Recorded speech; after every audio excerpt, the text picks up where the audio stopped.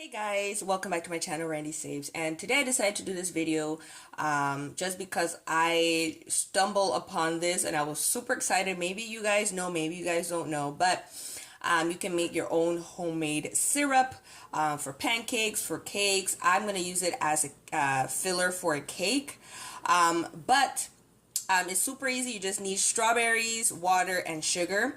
So at Aldi's, if you have an Aldi's, last week and this week, their package of strawberries are 99 cents. So I had bought some 2 weeks ago, and they were starting to go bad. So I decided to find recipes with strawberries. So I stumbled upon this one. So I use one whole package, you just half them. And of course take the leaves off, and half them, it should be about a cup and a half, 2 cups of strawberries, and then 1 cup of water, and then 1 cup of sugar. So I am going to go ahead and put the water and the sugar. So right now I'm putting the water, and then I'm also putting the sugar. So I just use that sugar that they sell at the Dollar Tree, the $1 sugar. And then 1 cup of sugar,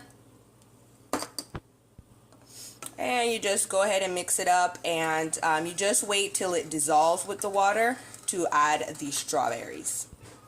So once the sugar is dissolved, then we go ahead and just put in the strawberries, and just go ahead and bring it to a boil, and then just bring it to a boil it for about 10 minutes, and then you reduce the heat and let it simmer for about 10 to 15 minutes, just when all the strawberries are really mushy and soft, and when the sauce is a little bit thick.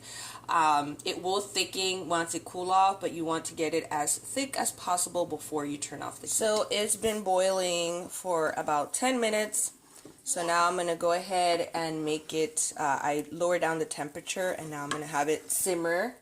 So let's just go ahead and let it simmer for about 15 minutes, and then we'll see how it goes. So it's been 15 minutes since I let it simmer, so I'm going to go ahead and turn off the heat. And I'm going to go ahead and strain the strawberries and put it in a container and let it cool. So I'm going to go ahead and let it cool there for just a few before I actually strain the strawberries, just so it can. These are the strawberries after I strain them. You can use them as jam. What I'm going to do is just incorporate it in the cake that I'm going to make. And then here is the syrup that was strained. So it doesn't make a lot. I mean, obviously, because I didn't use a lot of strawberries. However, it tastes really, really good. So if you have some extra strawberries and don't know what to do with them, and they are starting to go bad, and you don't want to do smoothies, because that's what normally what people do, you can also make them into jam or strawberry juice, and it's super easy.